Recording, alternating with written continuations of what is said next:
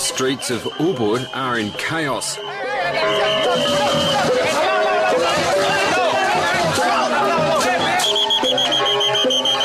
This is a funeral for a princess. It's deliberately frantic.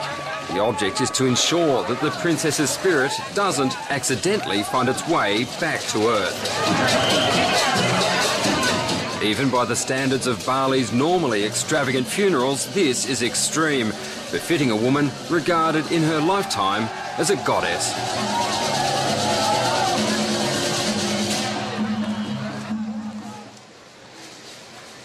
Chakora Maya's undergoing the kind of transformation which other girls her age can only dream about. For much of the year, she's an ordinary schoolgirl boarding in Sydney. But today, she's fulfilling the role she was born to, as a Balinese princess. For all the attention and elaborate preparation, though, under the makeup, Princess Maya is just another 11-year-old with an SMS habit. And she's anxious that her Australian friends don't get the impression she's taken on royal airs and graces. I do all the normal things. I'm not all princessy and stuff. But like being carried around stuff, that's just spiritual. That was just like for the ceremony. I wouldn't normally be carried to go to the shops or something like that. Maya has come home to Bali to honour another princess, her grandmother, whose life was anything but ordinary. In fact, for most of the last century, she was considered a living goddess.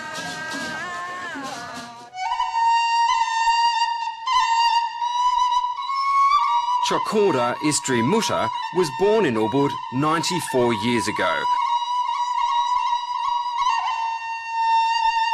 Not only was she the daughter of the last true king of Ubud, but as one of mixed twins, she was considered divine. Water from the twins' first bath was considered so holy, it was sprinkled on rice fields throughout the region.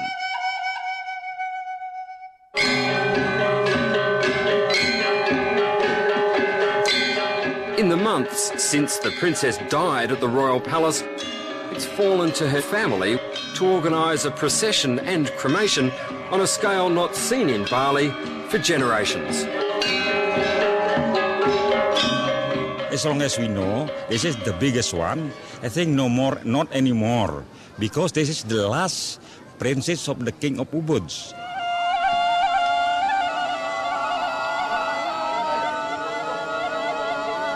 Ubud's royal family was stripped of power after Indonesian independence, but the reverence remains. Our camera is allowed inside the palace for this final act of devotion. The divine princess brought out to be bathed, a ritual cleansing before the cremation that will send her spirit to the cosmos.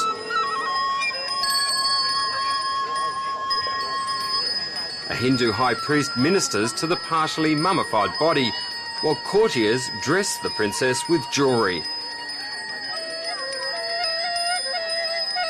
Among those watching this ritual are Maya and her mother.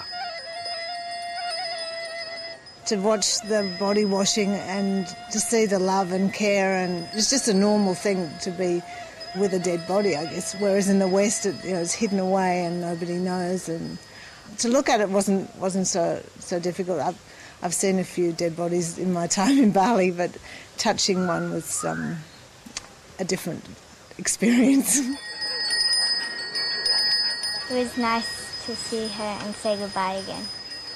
And I wasn't scared because I just knew it was still her and that I had to say goodbye and stuff. So it was normal.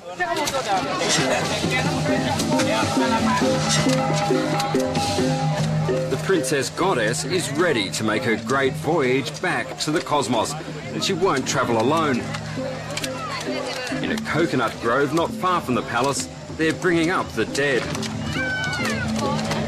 Dozens of bodies are being unearthed to the cheers of the families who buried them years ago.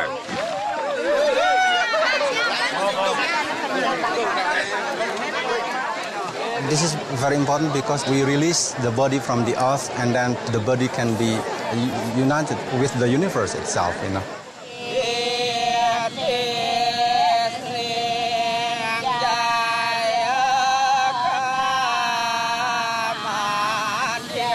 The bodies are dressed for their heavenly journey, then torched.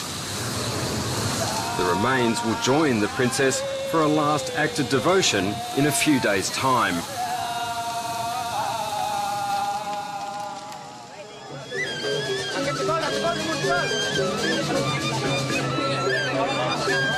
Outside the palace gates, the entire village has become consumed with the rituals surrounding this cremation. Tributes pour into the town, and at the heart of things, the princess's nephew, Prince Chokora Gede Sukawati, is overseeing an incredible engineering project. It's a part of our life. It's a love and then respect and then thanks to the mom and God, you know, because we create something special for our old generation. The centrepiece, a staggering 25-metre tower that will carry the princess's body to the royal cremation site. How many people are you going to need to carry this? 180 people will carry. 180 men. Yeah. It's extraordinary. Look at the construction. Look at this. All from bamboo. Yeah, all from bamboo. It's a real traditional construction here. Have you ever seen anything this big before in your lifetime? No, it's the biggest one. With 12 tonnes to be supported by nothing more than bamboo, it's little wonder that so much care is going into the design, especially from Prince Gede, who's required to ride at the very top of the tower as the princess's escort. This huge tower and all the other floats are made to spin and weave wildly. If the spirits aren't confused, it's feared they may find their way back to Earth.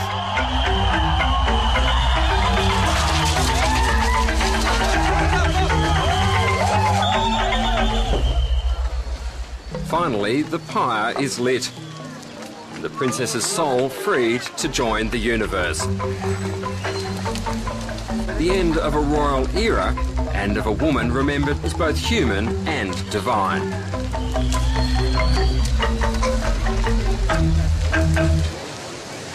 I guess this is where modern life takes over.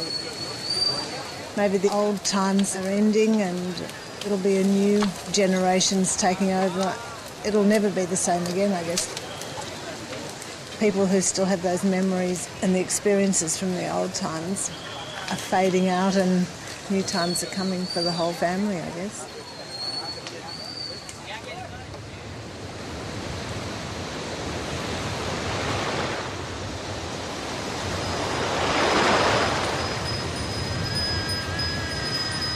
There's still one last voyage to be made here for the princess and for the dozens of others cremated.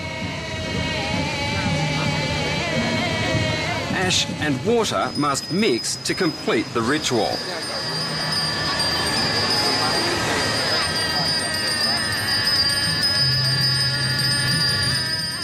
Metres from the surf, there's a final prayer. Then, as always in Bali, everything goes back to the sea.